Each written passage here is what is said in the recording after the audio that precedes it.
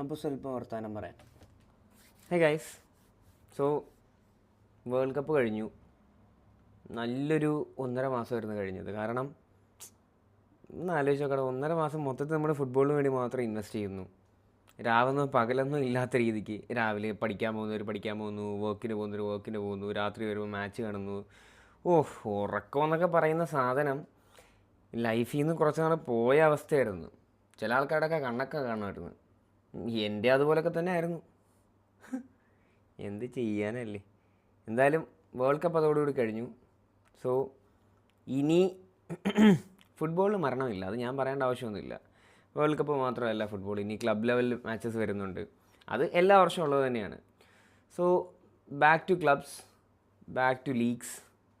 So ഇനി അതങ്ങനെ പോവും, അത് നമ്മളങ്ങനെ കണ്ടിന്യൂ ചെയ്യും. പക്ഷെ ഇന്ന് ഞാൻ വന്നത് വേറൊന്നുമല്ല, ജസ്റ്റ് നമ്മൾ കുറച്ച് വേൾഡ് കപ്പ് വർത്തമാനം എന്ന രീതിക്ക് ലോകകപ്പിനെ പറ്റി സംസാരിക്കാം. ഈ കഴിഞ്ഞ വേൾഡ് കപ്പിനെ പറ്റി ഫൈനൽ വെച്ച് തന്നെ തുടങ്ങാം. അർജൻറ്റീന വേഴ്സസ് സ്പെയിൻ മാച്ച് എങ്ങനെ ഉണ്ടായിരുന്നു ചോദിച്ചു കഴിഞ്ഞാൽ, നല്ല വൃത്തികെട്ട മാച്ച്. കാരണം one of the worst matches ever in A world cup എന്നൊക്കെ വേണമെങ്കിൽ പറയാം.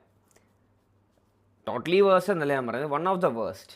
ഇതിന് മുന്നേ ഇതുപോലത്തെ മാച്ചൊക്കെ പറയുന്നത് ആരോ ഇങ്ങനെ പറയുന്നത് കേട്ടു, ആരോ ഞാൻ മറന്നുപോയി. 1990 അതിലും അർജൻറ്റീന വെസ്റ്റ് ജർമ്മനി ആയിരുന്നെന്ന് തോന്നുന്നു. അതിലും ഇതുപോലത്തെ ഒരു മാച്ചായിരുന്നു. ഫൗള്, അടി, ഇടി. എനിക്ക് ഈ ലാറ്റിൻ അമേരിക്കയെ പറ്റിയാണ് പറയാനുള്ളത്. മോസ്റ്റ്ലി മിക്ക ലാറ്റിൻ അമേരിക്കൻ കൺട്രീസും ഒരല്പം അരഗൻ്റാണ്, പക്ഷേ അരഗൻ്റല്ല, അഗ്രസീവാണ്. പക്ഷേ അർജൻറ്റീനയുടെ കാര്യം വരുന്ന സമയത്ത് ഒരു കുറച്ചധികം അഗ്രസീവാണ്. പക്ഷെ അതിൽ നിന്നൊക്കെ മാറി നിൽക്കുന്ന പ്ലേയേഴ്സും ഉണ്ട്. ബട്ട് സ്റ്റിൽ മൊത്തത്തിൽ എടുത്തു നോക്കുന്ന സമയത്തെ അടി, ഇടി, ഗ്യാവിയുടെയൊക്കെ മുഖത്ത് കിട്ടിയ അടി കണ്ടപ്പോൾ സത്യം പറഞ്ഞാൽ സങ്കടം തോന്നി. കാരണം ഇനി ക്ലബിലോട്ടാണ് വരാൻ പോകുന്നത്. അവനൊക്കെ സത്യം പറഞ്ഞാൽ ബാസയുടെ DNA ആണ്. അടുത്തൊരു ക്യാപ്റ്റൻസി ലെവൽ സാധനം കൊടുക്കാനുള്ളൊരു പ്ലെയറാണ്. ഗെയിം സ്റ്റൈൽ വൈസ് അല്ല, പക്ഷേ അതാണ് ഒരു ചോരത്തിളപ്പില്ലേ, അതാ പറഞ്ഞത്. സോ അതൊക്കെ സത്യം പറഞ്ഞാൽ ഓവറല്ലേ, അതെനിക്കും തോന്നി. പിന്നിപ്പോൾ എന്തു പറയാൻ, എല്ലാത്തിലും ഉണ്ട് ഇങ്ങനെ ഗുണ്ടയായിട്ടും അതെല്ലാം പ്രശ്നം ഉണ്ടാക്കാനും എല്ലാ ടീമിലും കാണും. സോ അത് വിടാം, നമുക്ക് ഫൈനലിനെ പറ്റി സംസാരിക്കാം. ഫൈനലിനെ പറ്റിയും വേൾഡ് കപ്പിനെ പറ്റി സംസാരിക്കുമ്പോൾ അവാർഡ്സിൽ തുടങ്ങാം. ഗോൾഡൻ ബോൾ അത് ഈ വർഷം പോയത് റോഡ്രിക്കാണ്, ക്യാപ്റ്റൻ റോഡ്രി. നിങ്ങൾ സ്പെയിൻ്റെ മാച്ച് എടുത്ത് നോക്ക്. ഞാൻ റോഡ്രിയെ പറ്റി ഒരൊറ്റ വീഡിയോ പോലും പറഞ്ഞിട്ടില്ല, കാരണം Rodri was so under rated captain, so under rated. ഒരു ബാലൻഡിയോർ കിട്ടിയതിന് ശേഷം റോഡ്രിക്ക് ഒരു ഇഞ്ചുറി പറ്റി. അതിനുശേഷം എല്ലാവരും കൂടെ റോഡ്രി അങ്ങ് കുരിശി കയറ്റുമെന്ന് വെച്ചാൽ ബാലൻഡിയോറിൻ്റെ ക്രെഡിബിലിറ്റി അവിടെ അങ്ങ് പോയി എന്ന രീതിക്ക്. റോഡ്രിക്കൊക്കെ കുടിക്കേണ്ട ആവശ്യം എന്തായിരുന്നു? പക്ഷെ ഒരു കാര്യമുണ്ട് കേട്ടോ, ഞാൻ ഒരു മീം കണ്ടതാണ്. Xavi, Iniesta, Busquets, Rodri. ഇതിലേറ്റവും റാങ്കിങ് വെച്ച് നോക്കുമ്പോൾ ഏറ്റവും താഴെ വരുന്നത് എനിക്ക് റോഡ്രി ആണ്. ഏറ്റവും താഴെ റോഡ്രി ആയിരിക്കും, ഈ ബാക്കി 3 പേർക്കും ബാലൻഡിയോർ ഇല്ലെങ്കിൽ പോലും. സോ ബാലൻഡിയോർ വെച്ചൊരു പ്ലെയറിൻ്റെ ലെഗസി അളക്കാൻ പറ്റുമെന്ന് ചോദിച്ചു കഴിഞ്ഞാൽ ഇല്ല. അതിന് മെയിൻ ഉത്തരങ്ങളാണ് ഈ 3 പേര്. ലോകത്തിൻ്റെ മിഡ്ഫീൽഡ് അടക്കി ഭരിച്ച 3 പേരാണ് ഇവർ 3 പേരും. ഫൈൻ, അതായിക്കോട്ടെ. Golden ball Rodri. ഇതിൽ ഒരു സംശയമില്ല, സംസാരം വരത്തില്ല എന്ന് ഞാൻ പറയുന്നില്ല, ബട്ട് സ്റ്റിൽ വരും. Why not Lionel Messi? Silver ball കിട്ടിയേക്കുന്നത് മെസ്സിക്കാണ്, ബ്രോൺസ് ബോൾ കിട്ടിയേക്കുന്നത് എംബാപ്പയ്ക്കാണ്. മെസ്സിക്ക് എന്തുകൊണ്ട് കിട്ടിയില്ല എന്നൊരു ചോദ്യം വന്നു കഴിഞ്ഞാൽ അത് ഫാക്ച്വൽ ചോദ്യമാണ്. കാരണം മെസ്സിയുടെ വേൾഡ് കപ്പ് കരിയറിലെ വൺ ഓഫ് ദ മോസ്റ്റ് റെക്കോർഡിക്കൽ ഇയർ ആയിരുന്നത്. 8 goal 4 assist. Still golden ball കിട്ടിയില്ല എന്ന് പറയുമ്പോൾ അതിൽ ഏറ്റവും വലിയ ഫാക്ടർ എന്ന് പറയുന്നത് വിക്ടറി, ജയിച്ചില്ല എന്നതാകാം. ഫൈനൽ നോക്കിയ സമയത്ത് മൊത്തത്തിൽ പൂട്ടിക്കളഞ്ഞു. അതായിരുന്നു ഏറ്റവും വലിയ പ്രശ്നം പറ്റിപ്പോയത്. സോ ഞാൻ പറയുകയാണെങ്കിൽ ഗോൾഡൻ ബോൾ ഇപ്രാവശ്യം മെസ്സിക്ക് ഫൈനലിൽ വെച്ച് നോക്കുന്ന സമയത്ത് കിട്ടാതിരുന്നത് ഫൈൻ, ഇറ്റ്സ് ഓക്കെ. പക്ഷേ ഒരു കാര്യമുണ്ട്, 14 കിട്ടിയപ്പോൾ റോബ്ഡ് എന്ന് പറഞ്ഞ അണ്ണന്മാരുണ്ടായിരുന്നു. 22 കിട്ടിയപ്പോൾ റോബ്ഡ് എന്ന് പറഞ്ഞ അണ്ണന്മാരുണ്ടായിരുന്നു. എടാ 26 മെസ്സിക്ക് കിട്ടിയില്ല. ഇപ്പോൾ ഒരു തന്നെ റോബ്ഡ് പറയണ്ടേ? കാശ് കൊടുത്തിട്ടും കിട്ടാത്ത അവസ്ഥയാണ്. അപ്പോൾ ഒന്ന് ആലോചിച്ച് നോക്ക്. നിൻ്റെയിലൊന്നും കാശില്ലാത്തതുകൊണ്ടൊന്നും അല്ലല്ലോ. അപ്പോൾ ആ കാര്യത്തിനൊരു തീരുമാനമായി. ഇനി റോബ്ഡ് എന്ന് പറഞ്ഞൊരിതിന് വരത്തില്ല. ആ റോബ്ഡ് എന്ന് പറയാത്തതിന് അടുത്തൊരു റീസൺ ഞാൻ പറഞ്ഞുതരാം. അടുത്തൊരു സാധനം. പിന്നെ ഗോൾഡൻ ബൂട്ട് ആസ് യൂഷ്വൽ ഐസെറ്റ് എംബാപ്പെ 10 അടിച്ചു. 10 അവൻ കീടിലടി കയറി. സിൽവർ ബൂട്ട് കിട്ടിയേക്കുന്ന മെസ്സിക്കാണ്, ബ്രോൺസ് കിട്ടിയേക്കുന്നത് ബെല്ലിങ്ങാമിനാണ്. 8ഉം 7ഉം. എംബാപ്പെ 10 ഗോൾ അടിച്ചു. ഇനിയും എംബാപ്പയ്ക്ക് ഒരു 3 വർഷം 3 വട്ടം 2030, 34, 38. സോ എംബാപ്പെ ഇനി പൊളിക്കും. എംബാപ്പെ പൊളിക്കുമെന്ന് വെച്ചാൽ പൊളിക്കും. അതിന് വേറെ ലെവലായിരിക്കും എംബാപ്പെ വേൾഡ് കപ്പിൽ. എംബാപ്പെ ഇനി വേൾഡ് കപ്പിൽ എന്തൊക്കെയാണ് ചെയ്യാൻ പോകുന്നതെന്ന് അറിയത്തില്ല. ആ ഫ്രാൻസ് ജേഴ്സി ഇട്ടുകൊണ്ട് വന്നു കഴിഞ്ഞാൽ അവന് ഭ്രാന്ത്. പക്ഷേ എംബാപ്പെ പോലെ തന്നെ എടുത്ത് കാണേണ്ട മറ്റൊരു പ്ലെയറാണ് മൈക്കൽ ഒലീസെ. ഫസ്റ്റ് വേൾഡ് കപ്പിൽ തന്നെ പുള്ളി ആ റെക്കോർഡ് അങ്ങ് തൂക്കി. Most assist in a single world cup. ഒലീസയെ വെച്ചു കൊടുക്കുന്ന പാസ് ഉണ്ടല്ലോ, എനിക്ക് സത്യം പറഞ്ഞാൽ ഒലീസയുടെ ഗെയിം ഭയങ്കര ഇഷ്ടമാണ്. അതായത് ചെറുക്കൻ ഓഫ് ദ പിച്ച് വലിയ ഈ അറ്റൻഷൻ സീക്കിങ്ങോ അങ്ങനെയൊന്നും ഇല്ല, മിണ്ടാതിരിക്കും. ഗെയിമിലോട്ട് വരുന്ന സമയത്ത് എടുത്തങ്ങ് പ്ലക്കി വിടും.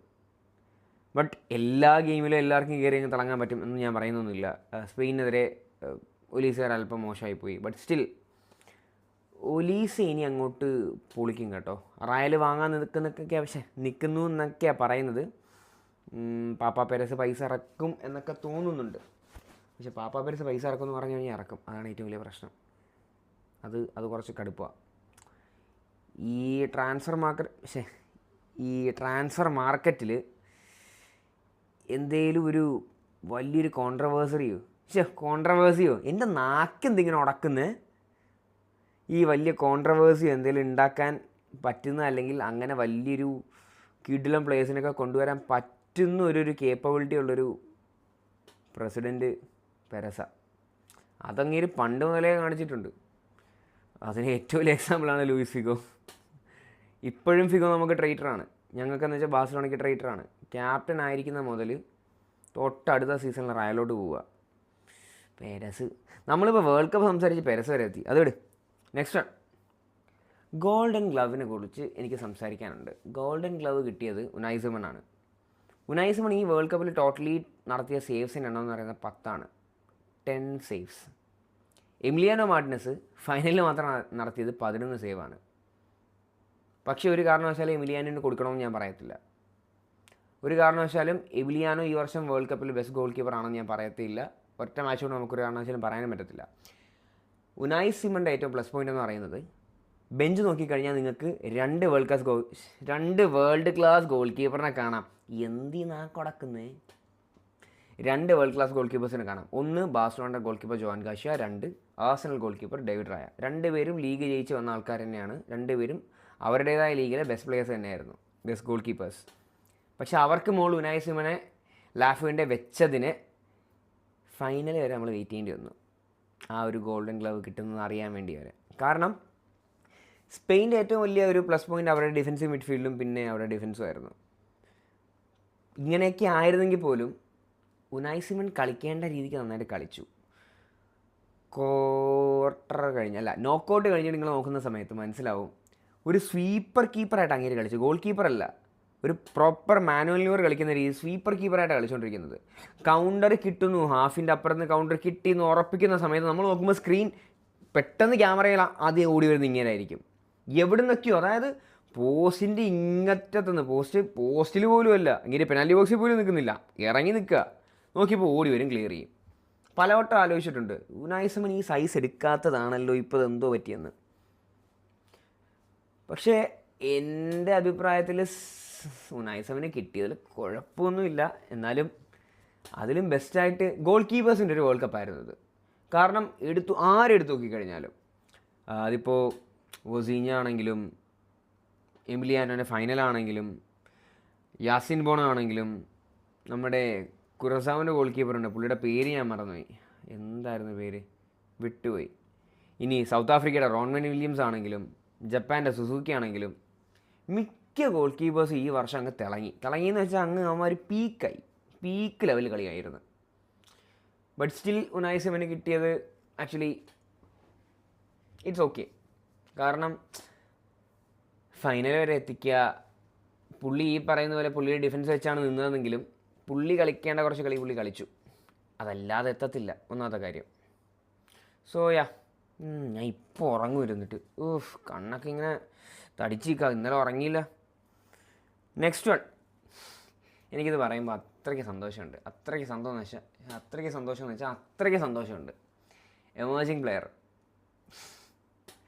പോഗ്ബ, നമ്മുടെ പയ്യൻ ലാമാസിയുടെ പ്രോഡക്റ്റ്. എനിക്ക് കുബാസിയുടെ കാര്യത്തിൽ ഇനി ബാസിലോട്ട് പോകുമ്പോൾ എങ്ങനെ ആയിരിക്കും എന്നറിയത്തില്ല. കാരണം ബാസയെ കണ്ട കുബാസി അല്ല നമ്മൾ സ്പാനിഷ് ലീഗിൽ കണ്ടത്. ബാസിലൊരു ഹൈലൈൻ ഡിഫൻസ് വെച്ച് കളിക്കുന്ന സമയത്ത് വല്ലാണ്ട് ഡിഫൻസ് പൊട്ടുന്നതും പിന്നെ കുബാസിയുടെ ഭാഗത്തുനിന്ന് കുറേ മിസ്റ്റേക്സ് ഉണ്ടാകുന്നതും അതുപോലെ തന്നെ റെഡ് കാർഡും, അത് ക്രൂഷ്യൽ സിറ്റുവേഷൻസിലൊക്കെ.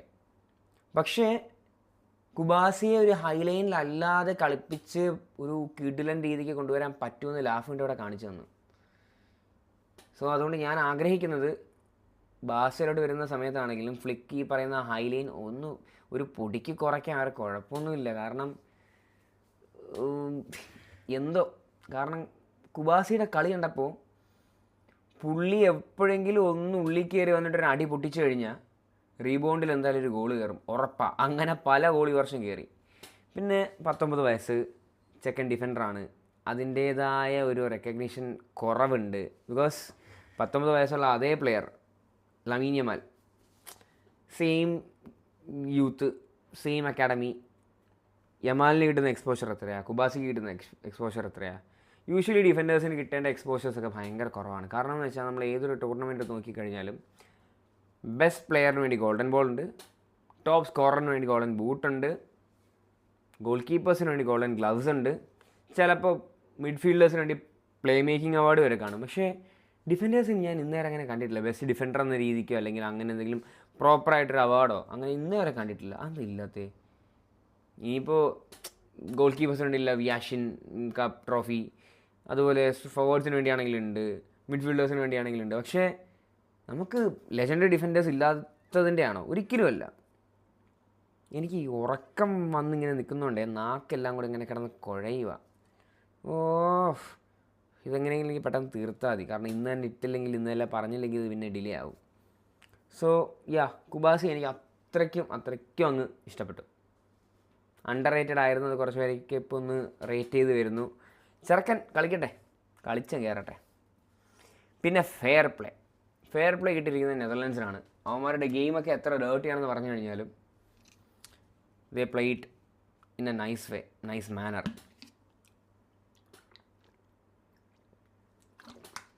ടോട്ടൽ ഫുട്ബോളിന് ആ ഒരു സൗന്ദര്യമൊക്കെ അവന്മാർ കളഞ്ഞു. ഒരു വൃത്തിയായിട്ട ഫുട്ബോൾ ടാക്ടിക്സൊക്കെ കളിക്കുന്നതെങ്കിലും പ്രത്യേകിച്ച് എനിക്ക് ആ റൊണാൾഡോ കൂമാനെ പിടിക്കത്തില്ല.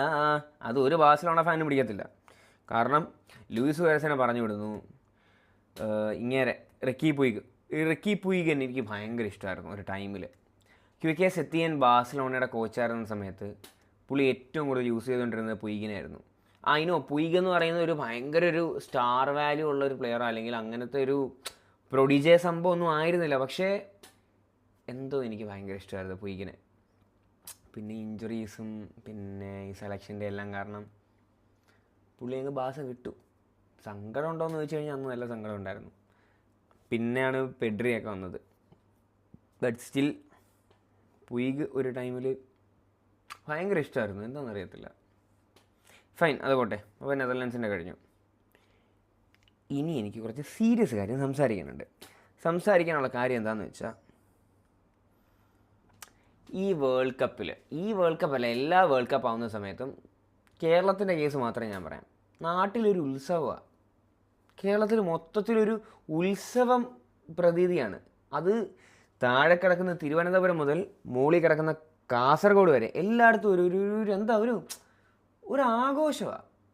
കാരണം ഫുട്ബോൾ കാണുന്ന ക്ലബ് ലെവൽ മാച്ചസൊക്കെ കാണുന്ന ഫാൻസ് ആണെങ്കിലും, ഇനി അതല്ല സീസണൽ ഫാൻസ് ആണെങ്കിലും, അതായത് ഈ വേൾഡ് കപ്പ് വരുന്ന സമയത്ത് കാണുന്ന ഫാൻസ് ആണെങ്കിലും, മിക്ക ആൾക്കാരും ഒരുമിച്ചിരുന്ന് കാണുന്ന ഒരു സ്പോർട്ടായിരിക്കും വേൾഡ് കപ്പ്. ഫുട്ബോൾ എന്തുകൊണ്ട് ക്രിക്കറ്റ് വേൾഡ് കപ്പിനേക്കാളും അല്ലെങ്കിൽ ഫുട്ബോൾ വേൾഡ് കപ്പ് എന്തുകൊണ്ട് ക്രിക്കറ്റ് വേൾഡ് കപ്പിനേക്കാളും ഇത്രയ്ക്ക് ഒന്ന് പൊടിക്ക് ബൂസ്റ്റ് ചെയ്ത് നിൽക്കുന്നതിന് പറയുന്നതിന് കാര്യം 4 years ഗ്യാപ്പിലാണ് എപ്പോഴും വരുന്നത്. അല്ലാതെ മറ്റവർക്ക് പോലെ നമുക്ക് ODI T20 അങ്ങനെയില്ല. ഈ 4 വർഷം ഗ്യാപ്പ് എന്ന് വെച്ചാൽ that is actually A quiet gap, A good gap worth waiting. അതുകൊണ്ട് എല്ലാവരും വെയിറ്റ് ചെയ്യുന്നു. പക്ഷേ ഞാൻ ഇവിടെയൊക്കെ കുറച്ച് വീഡിയോ എടുത്തേക്കാം. കിട്ടിയ കുറച്ച് സാധനങ്ങളാണ്. ചെറ്റത്തരം കാണിക്കുന്നതിനും തന്തയില്ലായ്മത്തരം കാണിക്കുന്നതിനും ഇവന്മാർക്കൊക്കെ ലൈസൻസ് കൊടുത്തവനെ ആദ്യം തല്ലണം. എന്നിട്ട് ഇതൊക്കെ മാസമാണെന്ന് വിചാരിച്ച് തലയിലെടുത്ത് വെക്കുന്ന കുറേ ഉണ്ട്. ഓക്കെ, മ്യൂട്ട് ചെയ്തേ പറയത്തുള്ളൂ ഞാൻ. എടാ നീയൊക്കെ പിന്നെ എന്തിനാണ് ഫുട്ബോളാണോ നിൽക്കുന്നത്? സീരിയസ്ലി ഞാൻ ചോദിക്കുക. കുറച്ച് പേര് കഷ്ടപ്പെട്ട് അവരുടെ പൈസയൊക്കെ ഇട്ട് സമയവും ഇട്ട് സമാധാനവും ഇട്ട് അവരൊരു സന്തോഷത്തിന് വേണ്ടി ചെയ്യുന്ന കുറച്ച് കാര്യങ്ങളായിരിക്കും. അത് പോസ്റ്റർ വെക്കുന്നതാണെങ്കിലോ അതല്ലെങ്കിൽ വേറെ എന്തെങ്കിലും കാര്യങ്ങളാണെങ്കിലോ. ഇതൊക്കെ പിടിച്ച് കത്തിക്കുക, വലിച്ച് കീറുക. നിന്നെയൊക്കെ ഈ പോലീസിൻ്റെ 3-ാം മുറയൊന്നും പോരാ. സത്യം പറഞ്ഞാൽ ഒന്നും പോരാ. ഒന്നും പറഞ്ഞിട്ട് പോലും കാര്യമില്ല. കാരണം തലയ്ക്ക് അസുഖമുള്ള ആരെങ്കിലും ചെയ്യുന്ന പരിപാടിയായിരിക്കും ഇത്. അല്ലെങ്കിൽ തലയ്ക്കകത്തൊന്നും കാണത്തില്ല.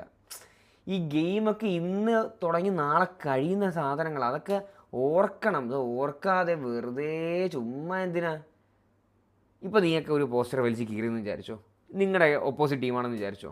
ഇപ്പോൾ പോർച്ചുഗൽ ഫാൻസ് അർജൻറ്റീനയുടെ വലിച്ച് കീറി, അല്ലെങ്കിൽ അർജൻറ്റൈൻ ഫാൻസ് പോർച്ചുഗലിനെ വലിച്ച് കീറി. രണ്ടും പറയുന്നതിന് കാര്യം എന്ന് വെച്ചാൽ ഞാൻ ഒന്ന് മാത്രം പറഞ്ഞു എന്ന് പറഞ്ഞ് തുടങ്ങണ്ട.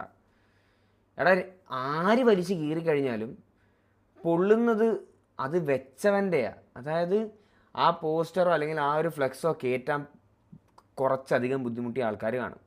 ഫണ്ടിൻ്റെ ഷോർട്ടേജ് ഉണ്ടായിരുന്ന ആൾക്കാർ കാണും. പക്ഷെ അതെല്ലാം ശരി കൂട്ടി വെച്ച് ഉണ്ടാക്കിയെടുത്ത കുറേ പേര് കാണും. അതായത് കൊച്ചു കുട്ടികൾ മുതൽ വലിയ ആൾക്കാർ വരെ ഉണ്ട്. എന്തിനാ വരുന്നത്? സീരിയസ്ലി. എൻ്റെ നാട്ടിൽ തന്നെ തിരുവനന്തപുരത്ത് തന്നെ കുറേ സ്ഥലത്ത് ഞാൻ കണ്ടു. ചിലത് പോലീസിൻ്റെ ഇഷ്യൂസ് കാരണം മാറ്റേണ്ടി വന്നു. കാരണം വെക്കുന്നത് കൊണ്ട് നാട്ടുകാർക്ക് പ്രശ്നമാണ്, വണ്ടികൾക്ക് പ്രശ്നമാണ്. ഇലക്ഷൻ സമയത്ത് ഒരുത്തനും ഇത് പറയാൻ പറ്റത്തില്ല അല്ലേ? അന്ന് പറയത്തില്ല. അന്ന് 2 തന്തയാണല്ലോ. പറയുന്നതിന് എനിക്ക് യാതൊരു കുഴപ്പമില്ല. സത്യമല്ലേ? പിന്നെന്താ പ്രശ്നം? പോട്ടെ, ഞാനിനി അതിനെപ്പറ്റി സംസാരിച്ച് കഴിഞ്ഞാൽ ചിലപ്പോൾ കൂടിപ്പോവും. അത് പോട്ടെ. പിന്നെ വേറെ കുറച്ച് സാധനങ്ങൾ കാണിച്ചു തരാം. ശവപ്പെട്ടി കെട്ടിക്കൊണ്ട് പോകുന്നൊരു കുറച്ച് സാധനങ്ങൾ ഞാൻ കണ്ടു. ഇതും ഇവിടെ എവിടെയെങ്കിലുമൊക്കെ ഞാൻ കൊടുത്തേക്കാം. ഞാൻ ബാക്കിൽ കൂടെ ഓടിച്ചേക്കാം, കാരണം കുറച്ച് ലെങ്ത് കാണും അതൊക്കെ. ആദ്യം ചില ആൾക്കാർ പറയുന്നതെന്ന് വെച്ചാൽ ഓക്കെ ഫൈൻ, അർജൻറ്റീനയുടെയാണ് ഇവന്മാരിങ്ങനെ ചെയ്തത്. ഫൈനൽ മെസ്സി തോറ്റപ്പോൾ മെസ്സിയൊക്കെ ഇങ്ങനെ കളിയാക്കി ചെയ്യുന്നു. ഘടകം ഫാൻസ് എല്ലാവരും ഭയങ്കര പ്രശ്നം. ഘടകം വൻ പ്രശ്നം തന്നെ, അത് എല്ലായിടത്തും പോയി കഴിഞ്ഞാലും.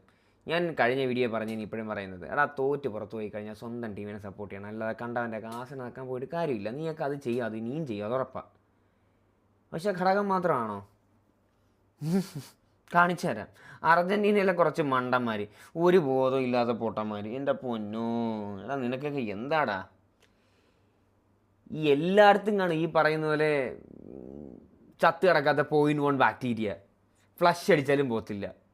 മറ്റേതിനേക്കാൾ വൻ സീന. ഇതൊക്കെ നാറുന്ന സാധനങ്ങളാകുമാർ. ആ സ്പിരിറ്റ് കളയാനായിട്ട് കുറേ. അല്ലാതെ ഇപ്പം ഞാൻ എന്ത് പറയാൻ ഇവനെയൊക്കെ പറഞ്ഞിട്ട് കാര്യമില്ല. എനിക്ക് ബാക്കി ഇതൊക്കെ ഇമിറ്റേറ്റ് ചെയ്യാൻ വേണ്ടി ആഗ്രഹിക്കുന്ന കുറേ പേര്. കാരണം നീയൊക്കെ ഇതൊക്കെ ചെയ്യുമ്പോൾ ബാക്കിയുള്ളവർ വിചാരിക്കും ഓ ഇതൊക്കെ എന്തോ വലിയ മോശമാണ്, ഇതൊക്കെ ചെയ്യണമെന്ന്. അങ്ങനെ വിചാരിക്കുന്ന ആൾക്കാരോട് എനിക്ക് പറയുന്നത്, എടാ ഒരു കുന്തമല്ല. ഫുട്ബോൾ നമ്മളെ പഠിപ്പിക്കുന്ന കുറച്ച് കാര്യങ്ങളുണ്ട്. നല്ല കാര്യങ്ങൾ കൂടുതലങ്ങ് എടുക്കുക. First thing Cristiano Ronaldo. പുള്ളിയുടെ സ്റ്റോറി അറിയാവുന്നവർക്കറിയാം. അതായത് ഗർഭം അലസിപ്പോവാൻ അമ്മ കൂടുതലും ആൽക്കഹോൾ കുടിച്ചിട്ടുണ്ടായിരുന്നു. കാരണം ആ ഒരു ടൈമിൽ ഇങ്ങനൊരു കുട്ടിയെ അവർക്ക് എടുക്കാമെന്ന് വെച്ചാൽ അത് ഭയങ്കര പ്രശ്നമായിരുന്നു. പക്ഷെ അവിടെ നിന്നാണ് CR ജനിച്ചതും പിന്നെ ആ കഷ്ടപ്പാടിലൂടെയൊക്കെ വളർന്ന് നിങ്ങൾ വീഡിയോസൊക്കെ കണ്ടിട്ടുണ്ടായിരിക്കും, ഈ സ്ട്രീറ്റിലൊക്കെ തൂക്കുന്നതും ബാക്കിയുള്ള പരിപാടിയൊക്കെ. അവിടെ നിന്നാണ് ഈ ലോകത്തിലെ തന്നെ ഏറ്റവും ഇമ്പാക്റ്റ്ഫുൾ ഹ്യൂമനായിട്ട് മാറിയത്. ഇൻസ്റ്റഗ്രാമിൽ ഏറ്റവും കൂടുതൽ ഫോളോവേഴ്സ്, ഏറ്റവും വലിയ ബ്രാൻഡ് ഈ ലോകത്ത് ആരാണെന്ന് ചോദിച്ചാൽ ഒറ്റ ഉത്തരവേ ഉള്ളൂ, CR. ഇനി മെസ്സിയുടെ കാര്യം പറയാം. ചെറുപ്രായത്തിൽ ഹോർമോണിന് വേണ്ടി ഹോർമോൺ ഡെഫിഷ്യൻസി കാരണം ഇഞ്ചക്ഷൻ കുത്തിവെക്കാറുണ്ടായിരുന്നു പലപ്പോഴും. പക്ഷേ ഡോക്ടേഴ്സൊക്കെ അന്ന് പറഞ്ഞതെന്ന് വെച്ചാൽ ഇനി ഈ കുട്ടി നടക്കില്ല, കുട്ടിക്ക് ഇനി ഇങ്ങനെ ഒരു ഗ്രോത്ത് ഉണ്ടാകില്ല എന്നൊക്കെ വരെ എഴുതി തള്ളിയതായിരുന്നു. അവിടുന്ന് പുള്ളിയുടെ ആ ഒരു വിൽ പവറും പുള്ളിയുടെ ഹാർഡ് വർക്കും, ടാലൻറ്റഡ് ആണ്, ബോൺ ടാലൻറ്റ് ഉണ്ടെന്നൊക്കെ പറയുന്നുണ്ട്. പക്ഷേ മെസ്സി ഹാർഡ് വർക്ക് ചെയ്യുന്നത് ആരും കണ്ടിട്ടില്ല, കാരണം കാണിക്കാറില്ല. ക്രിസ്ത്യാനോയുടെ ഹാർഡ് വർക്ക് എല്ലാവരും കാണുന്നുണ്ട്, കാരണം it is physically visible in his body. പക്ഷെ മെസ്സി അങ്ങനെ ആയിരുന്നില്ല. കുറച്ചൊക്കെ നമുക്ക് കാണാൻ പറ്റും, പക്ഷേ ബാക്കി പ്ലേയേഴ്സൊക്കെ പറയുന്നത് കേൾക്കുന്നത് പോലെ, അതായത് മെസ്സിക്ക് എല്ലാം അറിയാം, പക്ഷേ മെസ്സി ഷോ ഓഫ് ചെയ്യാൻ നിൽക്കാറില്ല, അത്രയേ ഉള്ളൂ. മെസ്സി എല്ലാം സിമ്പിളായിട്ട് വെക്കാനേ ശ്രമിക്കാറുള്ളൂ. എനിക്ക് നല്ല നടുവേദനയുണ്ട്, അതാണ് ഇങ്ങനെ ഇടയ്ക്കൊന്ന് കയറി ഇങ്ങനെ ആവുന്നത്. സോ ഞാൻ പറഞ്ഞു വരുന്നത് എന്താണെന്ന് വെച്ചാൽ, എടാ നിങ്ങൾക്ക് എടുക്കാൻ പറ്റുന്ന നല്ലതൊക്കെ ഇതിൽ നിന്ന് എടുക്ക്, നല്ല കാര്യങ്ങൾ. ക്ലബിനെ ഇഷ്ടപ്പെടുക, ടീമിനെ ഇഷ്ടപ്പെടുക. ഇപ്പോൾ ഒരു പ്ലെയർ, അത് പലരുടെയും എന്താ പറയുക, പേഴ്സണൽ ചോയ്സാണ്. ഒരു പ്ലെയറിന് വേണ്ടി ഒരു ടീമിനെ ഇഷ്ടപ്പെട്ടു, പിന്നെ ആ പ്ലെയർ പോയി കഴിഞ്ഞാൽ ടീമിനെ മൊത്തം വിടുക, അത് നിങ്ങളുടെ ഇഷ്ടം. അതെങ്ങനെയാണെന്ന് വെച്ചാൽ, പ്ലെയർ ഫാൻസും ഉണ്ട്, ടീം ഫാൻസും ഉണ്ട്. സോ അത് നിങ്ങളുടേതായ ഇഷ്ടം, അതിലൊന്നും ഞാൻ ഒന്നും പറയാൻ നിൽക്കുന്നില്ല, കാരണം പേഴ്സണൽ ചോയ്സിലൊന്നും മറ്റൊരാൾക്ക് ഇടപെടാൻ യാതൊരു തരത്തിലുള്ള അർഹതയില്ല. ഫോർ മീ, ഞാനൊരു ടീം ഫാനാണ്. കാരണം ഞാൻ ബാഴ്സലോണയാണെങ്കിലും, ബാഴ്സലോണ ഇഷ്ടപ്പെട്ടതിന് മെയിൻ കാരണം മെസ്സി, നെയ്മറാണ്. അർജൻറ്റീന ഇഷ്ടപ്പെടാൻ കാരണം മെസ്സിയാണ്. പക്ഷേ ഇനി ഈ പറയുന്ന പോലെ നെയ്മർ പോയതിനു ശേഷം, മെസ്സി പോയതിനു ശേഷം ഞാൻ ബാഴ്സ ഇപ്പോഴും ഇഷ്ടപ്പെടുന്നുണ്ട്. ഈവൻ ഇൻഫാക്റ്റ് മെസ്സി പോയതിന് ശേഷം ബാഴ്സലോണയുടെ അന്ന് മുതലുള്ള ഇന്ന് വരെയുള്ള ഏറെക്കുറെയുള്ള എല്ലാ മാച്ചും ഞാൻ കണ്ടിട്ടുണ്ട്. അതിന് മുന്നേയുള്ള മാച്ചിനേക്കാൾ കൂടുതൽ അതിന് ശേഷമുള്ള മാച്ചാണ് കൂടുതലും കണ്ടിട്ടുള്ളത്. സോ ബാഴ്സയുടെ ഏറ്റവും ഡാർക്ക് ടൈംസിലൂടെ കടന്നുപോയ ഒരാളാണ് ഞാൻ, 2020 2021 മുതൽ. അയ്യോ, അതൊന്നും ആലോചിക്കാൻ പോലും ആഗ്രഹമില്ലാത്ത കാര്യങ്ങളാണ്. അപ്പോൾ എൻ്റെ കേസ് ഇതാണ്. ഞാൻ ഇനി ആരൊക്കെ വന്നാലും പോയാലും ശരി, for me the team and the club are the most prioritise thing. അതങ്ങനെ തന്നെ ആയിരിക്കും. പിന്നെ ട്രോളിനെ പറ്റി സംസാരിക്കാമെന്ന് എനിക്കുണ്ടായിരുന്നു, അതും കൊണ്ട് സംസാരിച്ചേക്കാം. അതായത് മെസ്സിയെപ്പറ്റി വല്ലാണ്ട് കളിയാക്കൽ വരുന്നുണ്ട്. ഇതൊക്കെ എന്ത്, സത്യം പറയാം, ഇതൊക്കെ എന്ത്? 14 മുതൽ 15, 16, 18 കിട്ടിയ ട്രോളൊക്കെ വെച്ച് നോക്കുമ്പോൾ ഇതൊക്കെ എന്ത്? എടാ, ഇതിൽ ഞങ്ങൾ ഫൈനലിൽ വന്നിട്ടാണ് നശിപ്പിച്ചു വിട്ടത്. പക്ഷേ ഫൈനലിൽ വന്നിട്ടാണ് നശിപ്പിച്ചു വിട്ടത്. സോ ഒന്നുമില്ല. കാരണം ഈ കളിയാക്കുന്നമാതിരി പ്രീ ക്വാർട്ടർ അല്ല, കുറയ്ക്കുന്നില്ല. പ്രീ ക്വാർട്ടർ ആയിരുന്നോ ക്വാർട്ടർ ആയിരുന്നോ? പ്രീ ക്വാർട്ടർ ആയിരുന്നു തോന്നുന്നു. പ്രീ ക്വാർട്ടർ അല്ലേ, അതോ ക്വാർട്ടർ ആണോ എന്തോ, അത് കഴിഞ്ഞ് വന്നിട്ടില്ല. അവന്മാരാണ് മൊത്തത്തിൽ കണ്ടവൻ്റെയൊക്കെ ആസനം നോക്കിയിട്ട് നമുക്കിട്ടുണ്ടാക്കാൻ വന്നേക്കുന്നത്. പക്ഷേ ഏറ്റവും വലിയ തമാശ എന്തോന്നറിയാമോ? എനിക്ക് ഏറ്റവും ഭയങ്കര ഇഷ്ടപ്പെട്ടത്, എല്ലാവന്മാരും സ്പെയിനെ സപ്പോർട്ട് ചെയ്ത്. റയൽ മാഡ്രിഡ് ഫാൻസ് ആണെങ്കിലും പോർച്ചുഗൽ ഫാൻസ് ആണെങ്കിലും, ഏത് പോർച്ചുഗലൊക്കെ തൂക്കിയ ടീമാണ് സ്പെയിൻ. എന്നിട്ട് ചെന്ന് ജേഴ്സി ഇട്ടിട്ട് ഒരു നാണം ഇല്ലാതെ. അതാണ് ഞാൻ പറഞ്ഞത്, ഒരു മനുഷ്യൻ്റെ തോൽവിക്ക് വേണ്ടി നീയൊക്കെ ഇത്രയ്ക്ക് ആഗ്രഹിക്കുന്നുണ്ടെങ്കിൽ ചിലപ്പോൾ ആ ഒരു ടീമിൻ്റെ ആയിരിക്കാം. പിന്നെ മെസ്സിയെ വെറുക്കുന്ന ആൾക്കാരായിരിക്കത്തില്ല കൂടുതൽ, മെസ്സിയുടെ വെറുപ്പിക്കുന്ന കുറേ ഫാൻസ് ഉണ്ട്, അവന്മാരാണ് കൂടുതൽ, അറിയാം, ഫൈൻ. ബട്ട് സ്റ്റിൽ, ഞാനൊരു കാര്യം കൂടെ പറയാം. നിങ്ങൾ സ്പെയിനെ സപ്പോർട്ട് ചെയ്യുമെന്ന് വിചാരിച്ചു, എനിക്കിത് പോർച്ചുഗൽ ഫാൻസിനോടാണ് പറയാനുള്ളത്. സോറി പോർച്ചുഗൽ അല്ല, റൊണാൾഡോ ഫാൻസിനോടാണ് പറയാനുള്ളത്. നിങ്ങൾ യമാലിനെ ഇങ്ങനെ വല്ലാണ്ടങ്ങ് സപ്പോർട്ട് ചെയ്യും. യമാൽ സേവ് ഫുട്ബോൾ, മെസ്സി അടിച്ചു കഴിഞ്ഞാൽ ഫുട്ബോൾ നശിക്കും എന്നൊക്കെ പറഞ്ഞ ആൾക്കാരോട്, 40 വയസ്സായി, അങ്ങേരി നേടാത്തൊരു സാധനമാണ് 19 വയസ്സുകാരെ സ്പെയിനിന് വേണ്ടി നേടിക്കൊടുത്തത്. ചിരിക്കില്ല. ഫസ്റ്റ് അറ്റംപ്റ്റിൽ അവൻ നേടി. അവൻ്റെ ആസനം തന്നെ നോക്കണം നീയൊക്കെ. ഒന്നാമത്തെ കാര്യം, ഇത് സപ്പോർട്ട് ചെയ്യുന്ന കുറേ പേര് റയൽ മാഡ്രിഡ് ഫാൻസ് ആയിരിക്കും.